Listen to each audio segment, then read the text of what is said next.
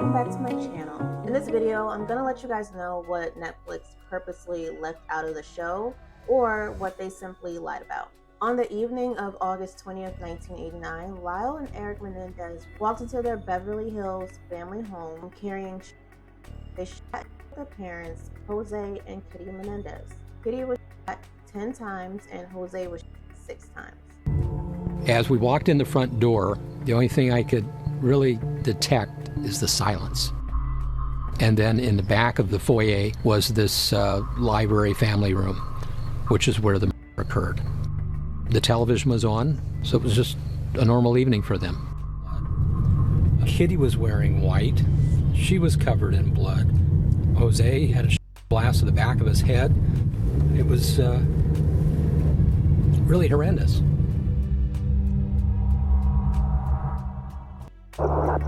What's the problem? I'm sorry, my parents. Not really. At 12 in the middle of Beverly Hills on a Sunday night, and no one calls the police. We're waiting at the house. No one shows up. And I still can't believe it. I'm sitting on the stairs afterwards thinking the police are going to be there in seconds. They've got roving patrol. And people, many people did hear the shots. Many neighbors came in and said they heard all these shots, but nobody called because they just figured this is Beverly Hills. This doesn't happen in Beverly Hills. So you called the police, but at that point you had already decided. We were very stunned, and we felt that we would go to jail, obviously, and it was a selfish reason to just not want to have to go through that. First, let's talk about Jose's abusive nature. Starting from the beginning of the show Monsters, Jose is berating and belittling Lyle and Erik. He emotionally, physically, and them.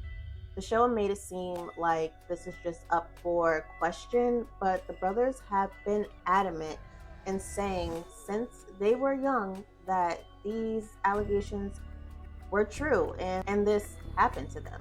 At their trial, both brothers gave genuine, compelling testimony about being Since Lyle has been in prison, he's been helping other abuse victims because he's saying that he's been through this, so he's just been supporting them.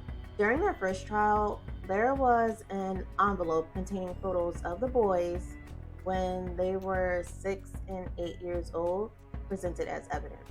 The envelope had the words Erik's birthday, November 1976, written on the outside in Kitty's handwriting. In the envelope now, let's talk about that. In the envelope were pictures where it focuses on the boys' genitalia, and none of the pictures showed their faces.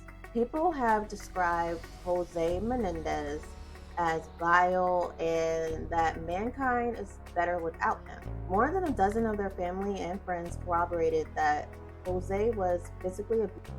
In 1988, when Erik was only 17 years old, he wrote a letter to his cousin Andy Cano about the he and his brother had been victim to.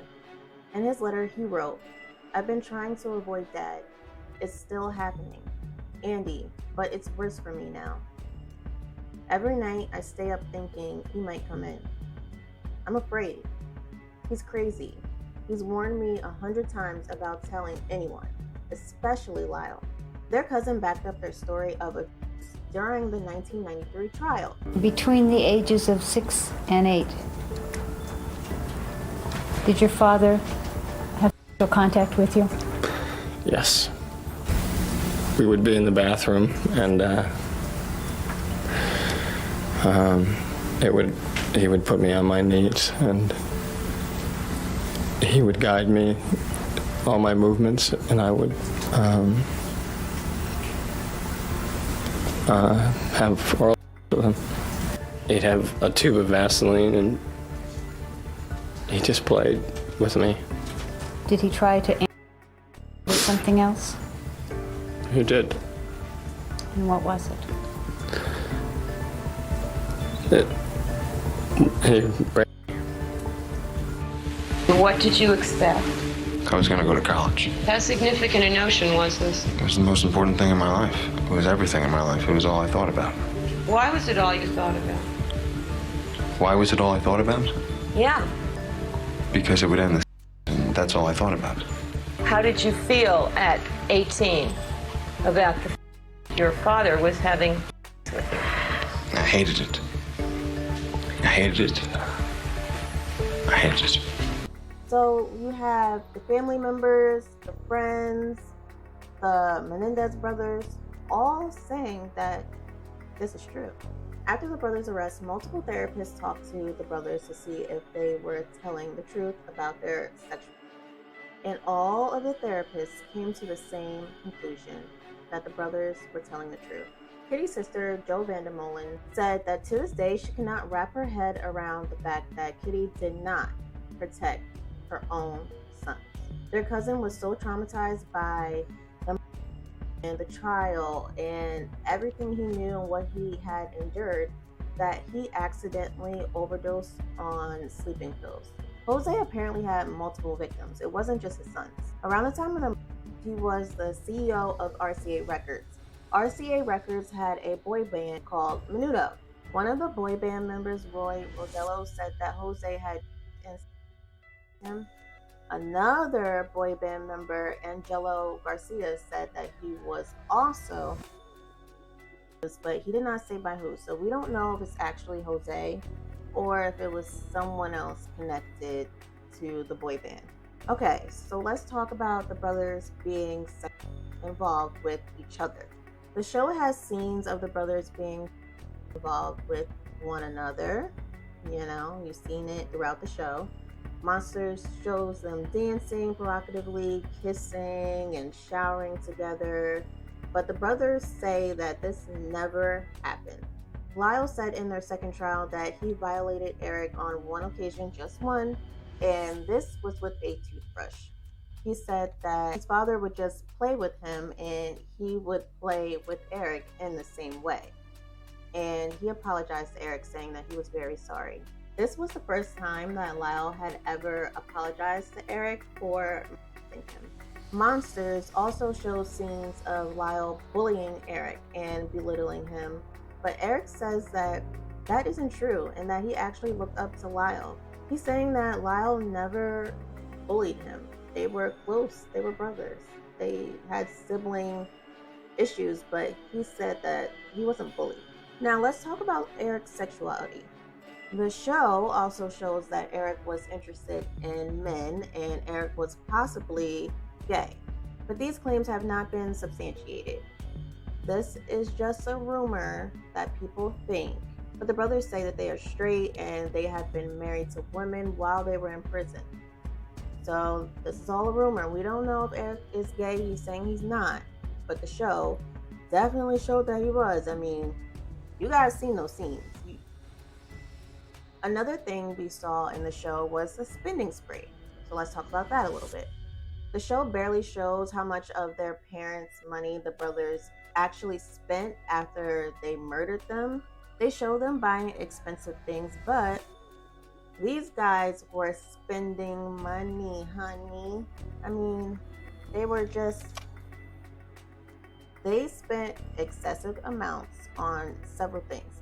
Lyle described his actions as a coping mechanism and insisted that he and his brother were in deep anguish at the time. They spent a total of $700,000. And in today's time, with inflation, that's close to $1.5 million today. They spent this money on restaurants, limousines, bodyguards, cars, traveling, and jewelry. Also in the show, we see Lyle using. So let's talk about that a little bit. In the show, they show Lyle using, but there's no evidence to support that he has ever used in his life. Lyle has never said it, or his friends or family, they've never mentioned it. So there's nothing to show that this is actually true. Lyle was one of the best tennis players, and he was constantly under the scrutiny of his father. And I think that his performance would have been affected if he was using drugs or alcohol. I feel like people would be able to notice that, you know? Now let's talk about the therapist. Okay, let's talk about the therapist. In the show Monster, it shows Erik and his therapist, Dr. Jerome Oziel, meeting on Halloween in 1989. However, Erik's interaction with his psychologist happened after the police asked his friend, Craig Signorelli, to get a confession out of Erik. 5 months later, this is when the brothers were arrested. In the real murder case, it was highly debated whether the recordings between Erik and his psychologist could be used as evidence in court for the crime that they committed. But the court eventually accepted the recordings as evidence. Erik's therapist lost his license to practice in 1997 for violating his patient's confidentiality.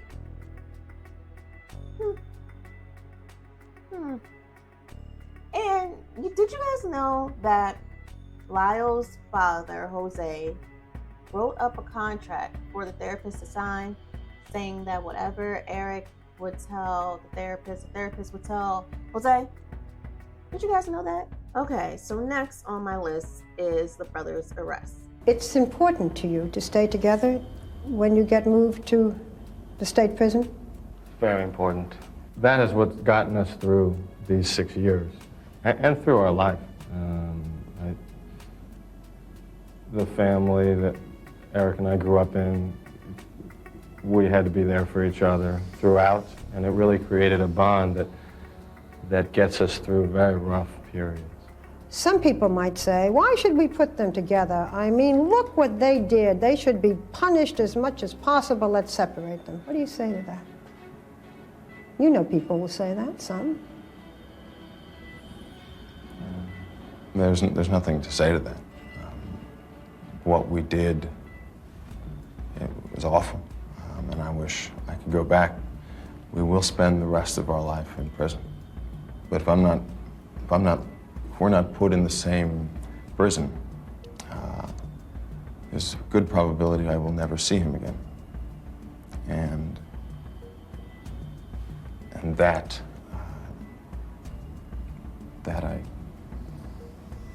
some things that you cannot take, and there's some things that you can endure. With everything taken away, would be the last, it's the last thing you can take. When the brothers were arrested, they were in the same jail, but when they were sentenced, that's when, they're like, oh, you're gonna get this amount of time in jail. So when they were sentenced, they were separated and sent to 2 different prisons. I did speak about the trials a little bit, but I want to go a little bit deeper and let you guys know what wasn't completely shown. Well, first, their trials were separate. So Lyle had a trial and Erik had a trial, and then there was the verdict. And then in the second trial, they were tried together. In their first separate trial, the brothers said that they killed their parents in self-defense because they were being and was in fear that their parents would actually kill them. But the prosecutors said that they killed them because they wanted their money, honey. So they were killing them because they learned that they were going to be written out of Jose's will. So they said, well, we need the money. So this is what we're going to do. During the trial, Erik's attorney, Leslie, the 4'11" blonde lady, that's just a beast, her, she asked the therapist who interviewed Erik and Lyle, William Vicari, to edit his interview notes with the brothers. She was a little dirty snake, okay? She was doing anything for her client to be found not guilty, or for her client just to not go to jail. So she had the therapist rewrite his notes, and it was later learned that he rewrote pages of his clinical notes, deleting potentially damaging material, clearly, knowing that his rewritten notes would be provided to the prosecutor and was used in court as though they were his original notes. Leslie almost faced criminal charges for this. I mean, this is illegal. This is not right. She almost faced criminal charges, but of course it's Leslie, and nothing happened. For their second trial, the decision was made for them to be tried together, like I told you guys not too long ago. Their second trial started just a week after O.J. Simpson was found not guilty.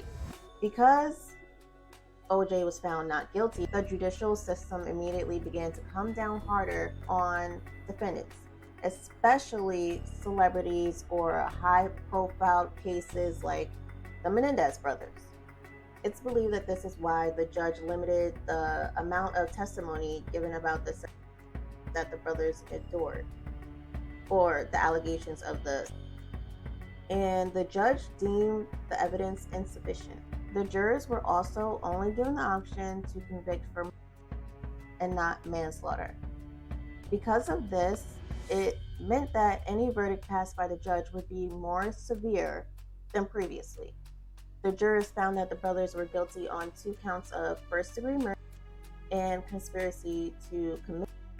During the penalty phase was the only time that the brothers were allowed to talk about by their father. The brothers received 2 consecutive life terms in prison without the possibility of parole. After their conviction, they were separated and sent to different prisons. In 2018, the brothers were reunited after being allowed to serve their sentences at the same prison in San Diego. They hadn't seen each other in over 22 years. So that's all I have for this video. I mean, it's not much, but it's just a little bits and pieces here and there that I want you guys to know. And yeah, what do you guys think? What do you think about the show? Erik had released a statement saying that this series was a dishonest portrayal, but he hadn't seen it yet. Yeah. Did he step back from any of those comments? No, he stood by them, and you know, I understand where he's coming from. It's so difficult to have something like this happen where Hollywood and is retelling this story in a dramatized fashion. It's so incredibly difficult. So I totally understand where he's coming from, and I respect that, you know, he has to make a statement like that. What do you think about the show? And after knowing the real story, seeing the documentary, how do you feel about it? Do you feel that it was accurate? Do you feel like it was accurate? I want to know. Leave your comments down below. Don't forget to like and subscribe, and I'll see you guys in the next video. Bye, guys.